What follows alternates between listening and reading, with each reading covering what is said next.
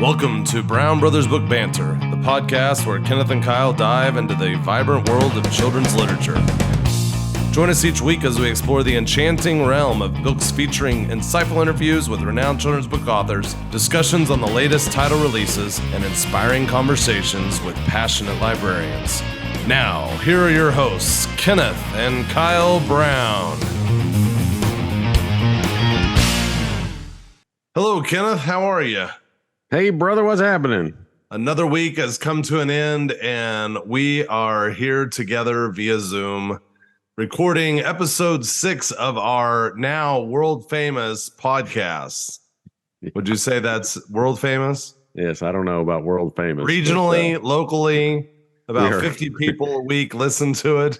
Yes, but it's growing. We're excited. We're just thankful for the people that tune in each week and listen. Some of our author friends have found out about it and they're actually listening. And so it's fun. And I know our mom listens every week. So that's the most important thing. Mama's listening every week. I just want to thank you, Kenneth, because a lot of people don't realize it, but you do every week the newsletter that goes out to all of our friends, our library friends. And I just want to say that you do an amazing job. I love doing the newsletter each week. We have a program, just like Constant Contact. This one's called Robley. And each week I'm always looking to fill it with as much information as I can for our library friends, whether it's new books, whether it is links for great tips and advice for weeding.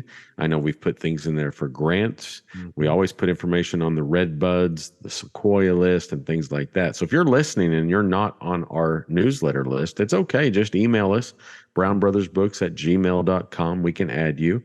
And, we just are always trying to help our library friends. For the ones that really want this information, here it is. We like to put it out there. Just recently, I was in a library and they were talking about their book fair. And she said, I have no volunteers signed up. She was very worried about that. So can you just give us a brief overview of maybe just a few highlights of recruiting?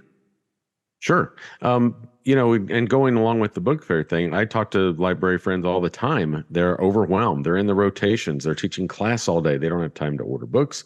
They don't have time to do all the different things that it takes to successfully manage their library. And, I had a great librarian who recently retired. She was from Broken Arrow. And I spent a lot of time with her because we opened up a new school that she opened. And she had a team of 5 maybe even more than that, but definitely 5 parent volunteers. And she knew that on Monday, someone would be there for a few hours, Tuesday, Wednesday. And if they couldn't make it, they had a little communication chain and they could trade days and things like that. So she always had someone in there to help with shelving, checking out books, working on processing, just, decorating the library, cleaning, just whatever she needed that day. She knew she could always count on them to be there. And so, recruiting is not always, not everybody has strengths in every area. Yeah. Being a librarian is there's a lot of marketing. For instance, if you're in middle school, high school, trying to get kids in there and getting kids to read. Yes. But to build a volunteer team, that you have to start with recruiting. And, you want to focus on the younger kids and the parents of the younger kids, because if you can get them in, guess what? They might be there all 5 years in their elementary school. So there's different ways: open house, meet your teacher, all kinds of ways to, times to do it. You can have a QR code on a poster where they can sign up on a Google form. You can put advertisements in the things that are sent home every week in the kids' packets, or something in the school newsletter. So, that's the great way to find good volunteers for your library. And, it's not always, sometimes I'm sure that you might get a dud or someone who's not that reliable, but, it's kind of hit or miss, but, you just keep pressing on until you get those people. Then, I also, during my searches, I found some great, on Teachers Pay Teachers which, my wife was a teacher up until recently, but I would always see these charges on my credit card. It said, teachers pay teachers, teachers pay teachers. But librarians, there's some great resources. You can type in library volunteer on a search, and there's some great stuff. There's this really cool volunteer kit for students, where if you had your older kids that came in now and then, there's these things that you can print off, some great ideas, some posters, some, how you drive down the highway and you see this highway was adopted by the Kiwanis Club or whatever. You can assign like a section of your library to a certain student, and every time they're in the library, they can check on that and make sure it looks good, make sure the stuff's in order. Oh, that's great. There's some great, whether it's adults or kids, there's great ways to get some help in your library. I love that, Kenneth. That's a lot of great information. Another thing that you do, Kenneth, every single week is that you find new books for everybody. So what new books do we have coming out this week? Well, there's a lot. There's too many to talk about, several good ones. But let's talk about our friend Chris Grabenstein, who was our first podcast guest. He wrote the Escape from Mr. Limoncello's Library series. And guess what? The graphic novel comes out this week when this is released in early November. So we're excited for him. He was very excited about that. He said that during the creation of it, he said, he knew all the feedback that had come in from that series. And so when he was working on this book, he was able to kind of cut out the parts that no one ever mentioned when they were thanking him for writing the book or mentioning certain scenes or whatever. So I think that your kids are really going to love this one. Who Doesn't Like the Bad Guys? Number 18 comes out this week. It's very popular. Look Who's Talking by Aaron Blaby. I'm sure I'm not pronouncing that right. Jory John, who has been on the Redbud list a couple of times, has The Big Cheese.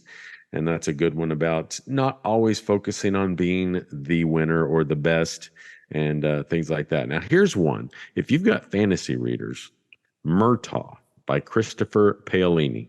He wrote, he's the Inheritance Cycle guy. Anyway, this one is about a guy who's a character. He's a dragon rider in that series who everybody seems to love in that series. And, I read some things. People are very excited about this because number 5 in the Inheritance Cycle, you're going to want to get that. It's pretty expensive. I think it's like $29.99 retail. But they're really thick, if I remember correctly. So that's just because it's just so many pages that they have to print at the printer. Inflation. If your kids like certain series, Keeper of the Lost Cities, the graphic novel's coming out. The Last Kids on Earth and the Monster Dimension by Max Brallier is coming out. And then also Marianne Dane Bauer, who we love. She's been on the Sequoia list several times. We, the Curious Ones. It's a great book about poetry and space and things like that. So there's some great books. There's even more. I don't have time to get through them all, but it's a great week of releases. So we'll be watching out for those great books. If you've watched our podcast, you've noticed that we both tried to be involved in talking to these authors. And at first, for years when we've talked to authors, Kenneth has done 100% of the talking. The 2 authors that we talked to today, I didn't even have a very good mic. I didn't realize how bad my mic was. And my lighting was terrible. Not that it's gotten that much better. So I'm getting better, I hope, that you are finding. And if not, then this is all that you're ever going to get out of me. Now we are actually going to hear from those 2 authors, Maddie Frost, Iguana Be a Dragon, and Jenna Beatrice, the Loud Librarian. So enjoy. We have a very special guest with us today, Maddie Frost. She is a picture book author, very successful with some amazing books that we have read over the years. Her book, Iguana Be a Dragon, is on the 2024 Redbud Read Aloud Master List. Yay! And we've been doing Redbuds for several years, and she has several books. Not Yet Yeti, Just Be Jelly, Capybara is friends with everybody that were like on the top 30 and just didn't quite make it to the top 16. She writes amazing read alouds. From Massachusetts, we would like to welcome Maddie Frost. Hi, Maddie. Yay! Hi, guys. Thanks so much for having me. This is awesome. Well, we just love your book. It was a real hit during our process of choosing the Redbuds. And we've talked a little bit about how the Redbuds work. We have looked at the bracket. Have you seen the bracket? I have seen the bracket. It's very exciting, very intense. I'm so nervous. Well, you have a strong matchup in Lou in the first Yeah, I round. know. We like It's to sort of match. like the closest to fantasy football I'll ever get. Yes. Not a big sports fan, huh? No, I mean I have to be because I live in Boston, but yeah, my husband does fantasy football, so this is like my version. I'm so cool. Well, let's talk a little bit about your career. Um, Sure. you, we don't know how you do so much in such a little time. I think there's a ton of books just in the last few years, so you must be hmm constantly drawing. But tell us a little bit about your journey into becoming a children's book author. Yeah, well, I loved drawing and stories since I was a little kid. And I think I just kept drawing. And eventually, I went to art school for college and I majored in animation because I really loved Disney movies and Pixar movies. And so, what I really wanted to do, I thought I wanted to do is be an animator and work in film. But then I think over the years, I ended up falling in love more with the picture book format of storytelling, and I was able to sort of make these decisions myself. And once I started writing, it was sort of like I could create a mini version of a movie or a cartoon in paper form, which I thought was just so amazing to have an idea and have it in your hands after. Um, is the coolest thing. And so yeah, and so I was definitely more of an artist before I was a writer, and I think they kind of sort of happen at the same time now, and I'm always working on something. So I can't stop making work. It's yeah, I think, and each book is I think is a reflection of sort of where I am and a certain point of my life. Or I think Iguana came from a drawing I did. I had posted it on social media a long time ago of this iguana that was tied to some balloons. And it was just a fun piece of art that I made. And then it kept coming back into my head. And I was like, this iguana won't leave me alone. And so I ended up writing a story for him about how maybe I was wondering like why is he tied to balloons? Where is he going? What does he want? So and that's how this sort of came up with the story kind of came up where he wants to be something more amazing than himself. Which I feel like I, of course, always feel that way. And I'm sure it's so relatable to other people too, sort of, growing up and just trying to feel like like you're not enough. And of course Iguana then realizes that he is. So yeah, anyway, it's just me. I draw and wrote my whole life, and so that's where I am.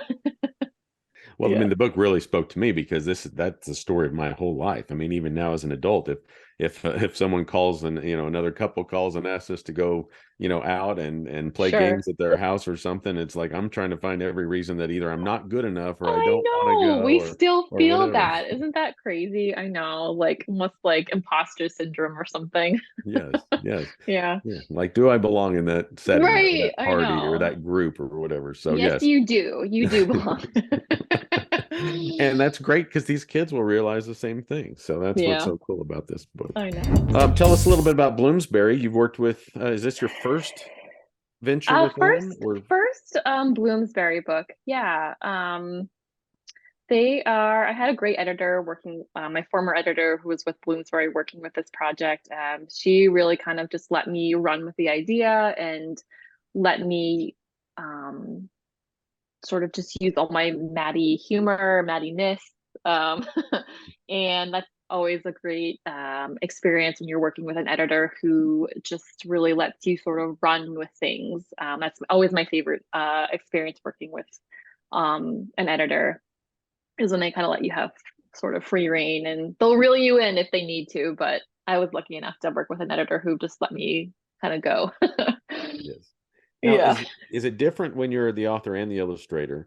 Like when you approach them, is it the words and the pictures versus if you're an author, you just submit the Sure. words? You mean like with submitting a story? Yeah, like when you approach them with an idea or you submit Sure, it. sure. Yes. Yeah, so for every submission I do, when I've written and illustrated, I do what's called a dummy. So I basically sketch it out, loose sketches, the whole book, and I'll put the text with it. And then I'll do some sample art, which will be like maybe a spread that shows what it could potentially look like. And that way it gives an editor a really good idea of the look and feel of it. And sometimes I feel like I do this because what my writing lacks, my art can kind of make up for. So then maybe there's some humorous beats that you don't actually see in the manuscript, and it just gives a better kind of understanding of what the book could be about. So yeah, that's kind of how it works. I Did it haven't start? illustrated somebody else's book in a while. Actually, it's been a few years. Well, it's probably nice, having total, not control, but you don't have to split anything, I know. I don't royalties or have to. anything Yeah, like right. I that. don't have to worry about hurting anyone's feelings or making anybody upset. So graphic Sure. novels are a huge hit. I was with a customer yesterday, and she was like, "I need graphic novels." And there's some bits of graphic novel in here. It's not considered a graphic novel, but I like how you kind of did multiple approaches. Do you Yeah, I mind think telling us I about that? definitely gear more towards like comic book panels. And so have you guys read Wombats yet? No, but we're excited to.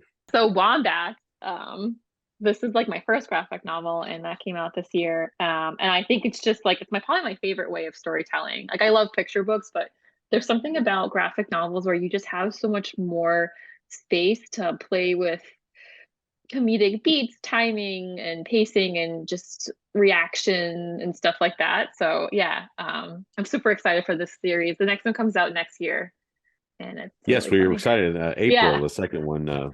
Wombats go to Wizard's Wharf. Is that Yes. right? Yes. Okay. Yep. It's So, like but Dungeon and Dragons meets like Harry Potter. it just seems like, I mean, it seems like so much work because I don't draw. I don't think Kyle draws. But instead of a 32 page Oh book, it's like 32 times four, God. or in the Yeah. Wombats, those are about 96 Oh my pages, God. I It think. is. Yep. It's 96 pages. So you But just have to, I mean, it's like constant drawing. it's constant drawing. It's a lot of Yeah. work. Yeah. I think it's one of those projects that just taught me how to just trust the process, because there's so many times and so long that you're like, this is horrible. Like, where is this going? My life is terrible. Let's talk a little bit more about Iguana Be a Dragon. Sure. I would have to say my favorite part is the second time it says iguanas are green. I mean, Yep. that was my laugh out loud moment. And I did appreciate the vegetarian humor. That was pretty funny because I was thinking, well, why is she talking about it? Oh, it's an iguana. They Yeah. they don't eat meat. So I'm a little slow sometimes, but I caught that the second Yep. time I read. Nice. But do you have a favorite part, or is there something that when you read it, you're like, I really like that part? Yeah, I think I love the big spread where he's like, I'm not amazing. This one, because I feel Yes. like, yeah, I just this like I feel that so much as an adult too. I definitely felt it as a kid, but just that like you said, like getting ready for going out somewhere and you just like nothing fits right. You don't like any of your clothes. Like, no, like I just like you just fall on the floor and you're just like I stink or whatever. I'm not worth this. But yeah, I like it. Yes. I think it's so dramatic.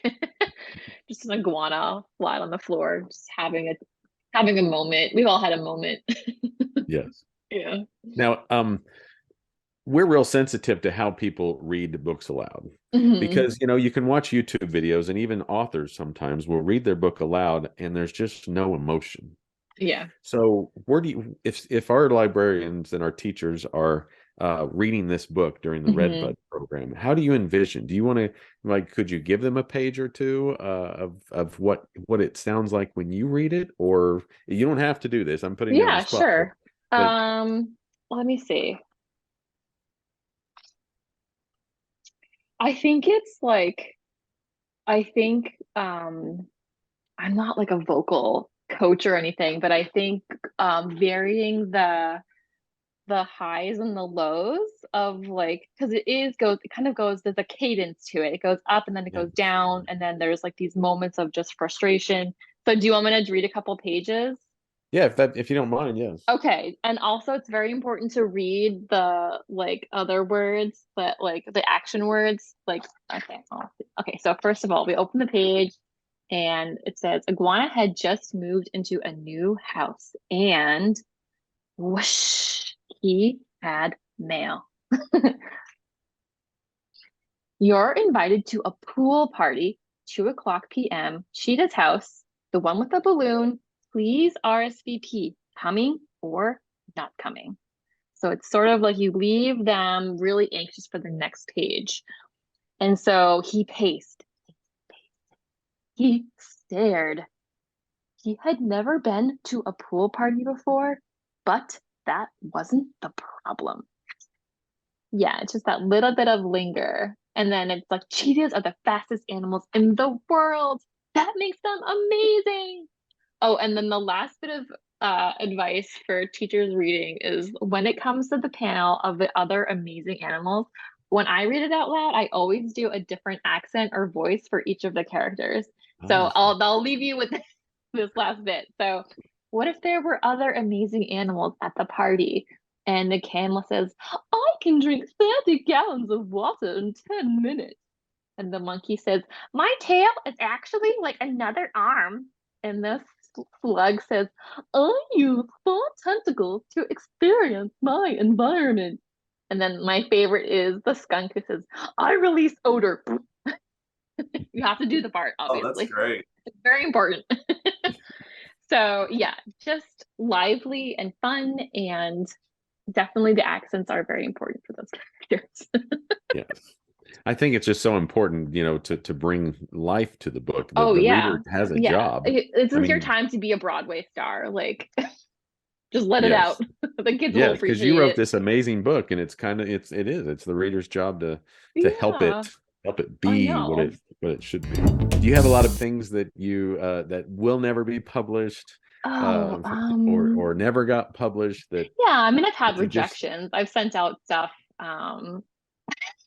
Here, I'll share 2 rejected stories. I dummied out the whole thing. One of them was called Goat in a Tote. It was about this goat, this girl who loved goats, and like she brought this goat to school in a tote, and it was not a rhyming book. Just the title rhymed, and I just no bites on that one. And then the other one, this one is really good. I'm like still bitter about this one. I don't think I could end up using the title, but it was called Chicken of the Sea, like the tuna. And it was about a mer chicken. Oh my. I know. So I thought it was really good, but yeah, no bites on that one either. So it's all right. We put them in the folder of no return, and maybe they'll come up in another form, like they'll have another life. Their afterlife will be something else in another story, but yeah. So once a publisher says no, is it no forever, or can times change? We shop it around. Yeah, we shop it around to different publishers, and the ones obviously that I've worked with, we go to first. And yeah, if they say no, it's funny because nobody wanted Iguana, and it was kind of like I put it away, and then it was almost like I think it was like 1 to 3 months later, Bloomsbury came back, and I don't know what happened, if they were just thinking on it, or they were like, because sometimes themes in children's books will come and go, and maybe something was coming up around about like just self-acceptance, or I'm not sure. And then they said, actually, we do want this book. So you never know. Okay, so you have 2 books coming out in the spring. Yes. The next edition of Wombats, which we've already mentioned, but also you have another great SEL book, Shared Space. Are you allowed to talk about that yet? Yeah, I can talk about that. It's about this mouse that lives in a stump. It's like a 2-family home stump, but the other home is for sale. So he lives in like 2A. 2B is for sale. And he loves his yard. It's like, this mouse is just like things orderly. And then one day a pack rat moves in to the other side of the stump and just like completely takes over the yard. And so it's about the 2 of them like sharing this community space, and how they, and obviously it's about friendship, and they kind of come together in the end. But yeah, it is really funny. It's kind of like What About Bob meets, I don't know, like Stuart Little or something. I love it. Yeah. Oh, that sounds fantastic. We can't wait for that. Prior to starting this recording, you mentioned possibility of some virtual author visits or possible in-school. Yeah. I'm starting to book for the mostly for the 2024 school year. And so my thing is that I don't charge, but I do, I have a book order that I usually put together, and I work with a local bookstore, and I bring in special, like if you go to my website, you'll see all these book plates. And so I'll bring in basically a special book plate for each of the books that are ordered. And yeah, and so that's kind of like what I'm doing this upcoming school year, and virtual too, like definitely anytime. All right, so we've never met this situation before. When you say you don't charge, you charge for your travel expenses, right? I mean, it depends. I guess it depends on the distance. But it's if a school can basically order X amount of books, I think that it's it kind of all evens out. I think the book orders is where more I'm focused on to kind of bring up sales and things like that, and get more books in readers' hands. So yeah. Okay. Well, we can help with that, and when our customers start contacting you, maybe we can help organize if that Yeah, happens, several yeah, that days, would so be that perfect. it's not multiple trips, because obviously it's a long trip from there to here. It is, yes. This has been an incredible time. Is there anything Yeah, else this you'd was like to say, great. or anything to our No, listeners? I just thank you to readers and to you guys for picking up Iguana Be a Dragon, for having me and letting me share my story, and yeah, keep reading and rocking it. We'd like to welcome in Jenna Beatrice from New Jersey, the author of the 2024 Redbud Read Aloud Award nominee, The Loud Librarian. She lives in New Jersey. She used to be a lawyer, advocating for children, and she's a Yankees fan. And we're so excited to have her here today. Hello, Jenna. Hi, thank you so much for having me. It's such an honor. We are so excited that the Loud Librarian is on the Redbud list. And Kyle and I were talking a little bit about the matchup. So you've seen the bracket, I did. and we wondered if the book that you're up against in the first round, the Worst Teddy Ever, do you know that book? I just read it because of the bracket. It's amazing. It's a very, very cool book. I loved it. We try to match those up by theme, to where we kind of tried it to where if they wanted to do a thematic unit, and we felt like they both had jobs, and they one was a misunderstood job, and the other one that she had to find her place. So that was pretty exciting to put those two together. I love that. I really love that because it's true. They both have stumbles along the way. Well, the Redbuds are selected because they are quick, fun, non-preachy, just, fun books that'll get kids running to the library. And Erica's artwork plus your words were just perfect for this book. Mm-hmm. Oh, thank you. It's a real honor to be included with all the other books listed. I read all of them, and they're incredible. They're so fun. And like you said, they're just, in terms of read aloud, you want to read aloud. It just makes you want to say the words. It makes you want to read it. It makes you want to turn the page. The page turns are all incredible. The artwork is beautiful. So it's a real honor to be included. Thank you so much for including Penelope. It means a lot. And like you said, the page turning effect is big. The books that didn't quite make it, they had those places where the kids weren't hanging on the next page. They would get lost for a couple of pages. And so that was a great feature of yours as well. Thank you. Page turns are, in terms of read aloud, I think it's something that I study as an author in other books to see what makes you want to turn those pages. And I think all the books on this list are wonderful examples of the page turn. Yeah. Before we start talking about the Loud Librarian, let's talk a little bit about your journey. Do you mind sharing just a little bit about how you became a children's author? This is your first. This is my debut. First debut. Yeah. This is your debut. It's so exciting. Do you mind sharing a little bit about that? Sure. My first job out of college was in children's publishing. It was informational publishing. And it was a very cool job. It was my first exposure to the publishing world. And I wrote my first picture books at my desk at the publishing house. But it was a short-lived stint. I was there for a very, just a short amount of time. And then I went to law school. And I worked in children's advocacy right out of law school and continued my work at a nonprofit organization as a trustee when I was working at a law firm. So I've always been involved in the children's world, but I've always wanted to be a children's writer. It literally wrote my college essay about it, how much I wanted to be a children's author. So it runs deep. So finally, I just said, I want to try for real. So I took classes, I joined writers groups. I studied, I mentioned studying books. I really studied the books. And I wrote and I wrote and I wrote. And how this book got published is actually really very cool because it shows you the community of writers in the children's book world. So I applied for a mentorship through the PB Chat program. I don't think it runs anymore, but it was running at the time. I guess around 3 years ago for a mentorship. And so my mentor is Lindsay Leslie. I'm sure librarians know her. She wrote this book, A Spineless, among others. And she was my mentor, and she helped me on this book, and she looked over my shoulder, and she was amazing. And Justin Colon, who runs the program, made this opportunity happen. And there was a showcase, and it got picked by publishers to come, wanted to see the manuscript. So that's how it came to be. So it really kind of shows you how cool the picture book community is. So very happy to be a part of it. Well, we heard that you're a big fan of Tammy Sauer, who's on our list every year. Yeah. She lives about 30 minutes from us. And that's so cool. Lucky you guys.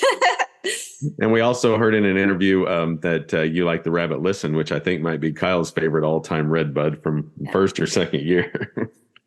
It's probably the only Redbud that I've ever kind of been brought to tears, and it's because I saw myself so much in that book. We won't go into it, but just an amazing book.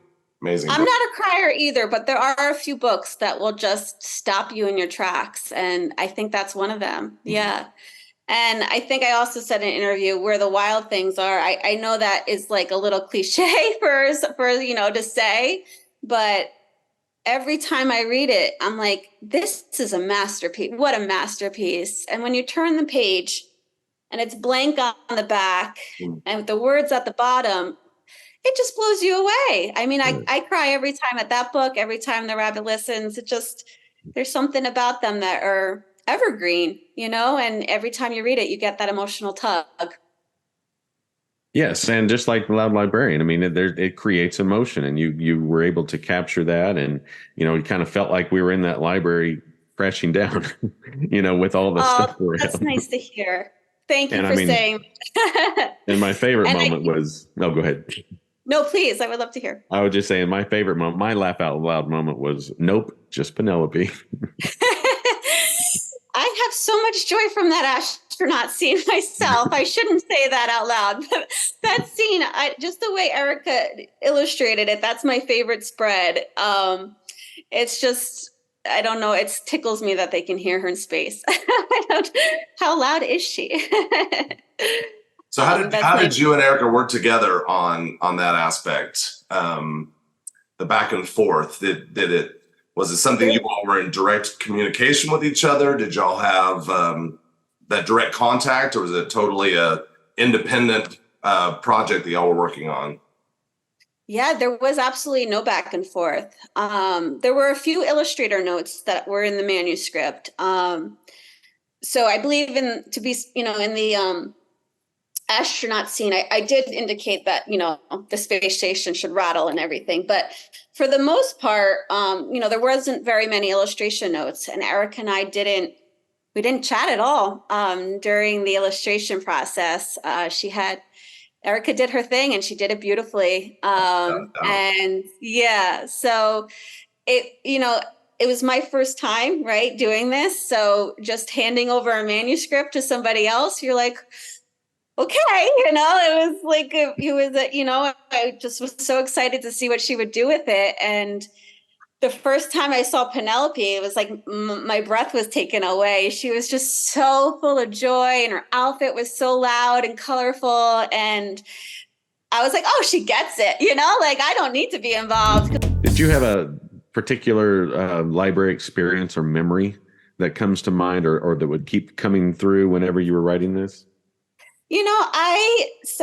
I got my library card when I was 5 years old, and I'm very proud of that. And so when we had Henry, we moved back to my hometown. And so it says on my library card, the year that I first got it, which is like a very long time ago. And so I don't know, I feel very prideful of that I've had this card for so long, in the same library. I love libraries. I visit libraries everywhere I go. If I'm in a new place, I check out their library. It doesn't matter where, I could just be traveling a couple towns over. I want to see their library.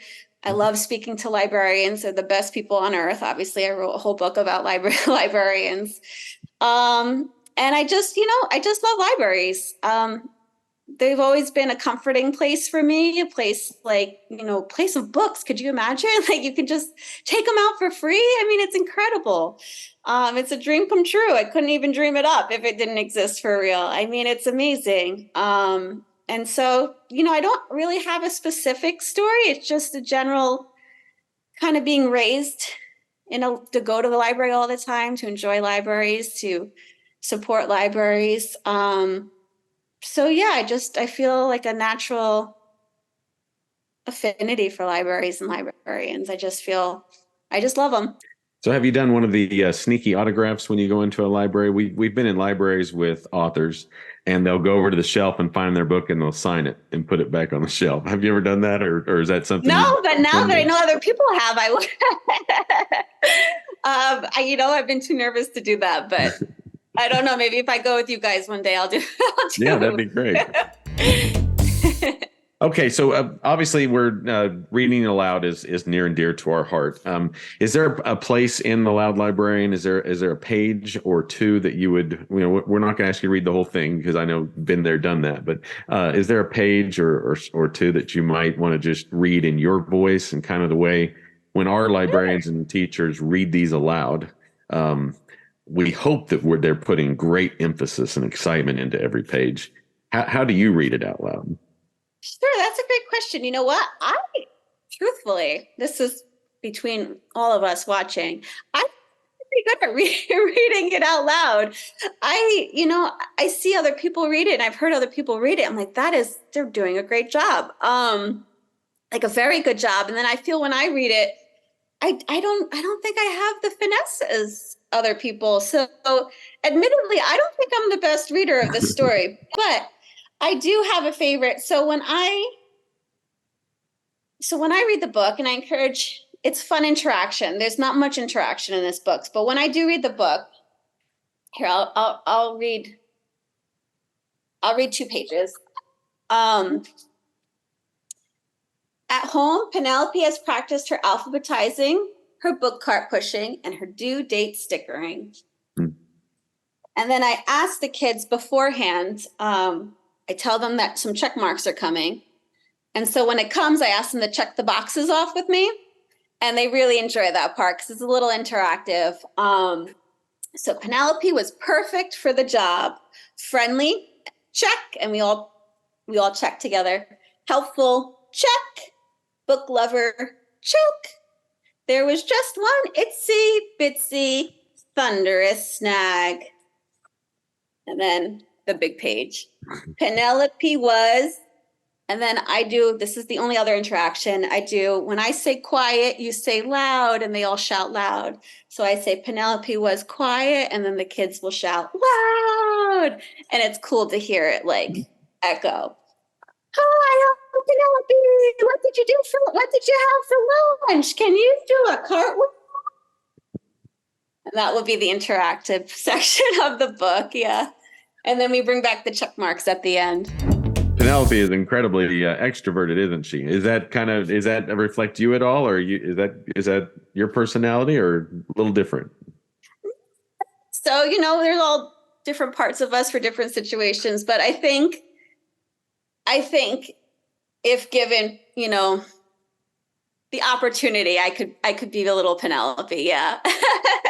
I do like that she's just she's Penelope to the end, like she just has that love of life till the end. She's just like happy to be here and wants to know, wants to be involved, curious. My mentor, Lindsay Leslie, who I mentioned earlier, she described her perfectly. She called her a shook up bottle of Coke.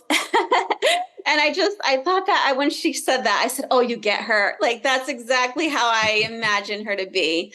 And so I just, this is Penelope's best day. She's doing the job she's always wanted to do. And she's just excited. And so her questions are just, I think, a reflection of her excitement. Yeah.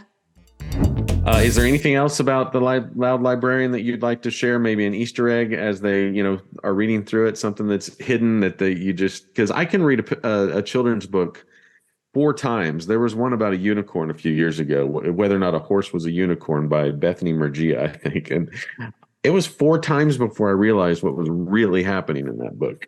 So I don't have any Easter eggs personally, but I think just, if you read the story and enjoy it, that means a lot to me. And I really appreciate any reader who picks up this book, because it's a dream to have that happen. And it's the biggest honor for somebody like me who has a first book into the world, to know that somebody's reading it and enjoying it. I mean, that's the coolest thing. So I wish I had a cool Easter egg to share, but I think it's just, she is who she is. There she is. She's wonderful. Thanks for saying that. And I always ask, because she loves ice cream. So if anyone wants to share their favorite ice cream when they read, I always encourage that too. School visits. Would you just tell our librarians who are listening or watching if they were wanting you to either be in person or virtual, kind of what your thoughts on that? Sure.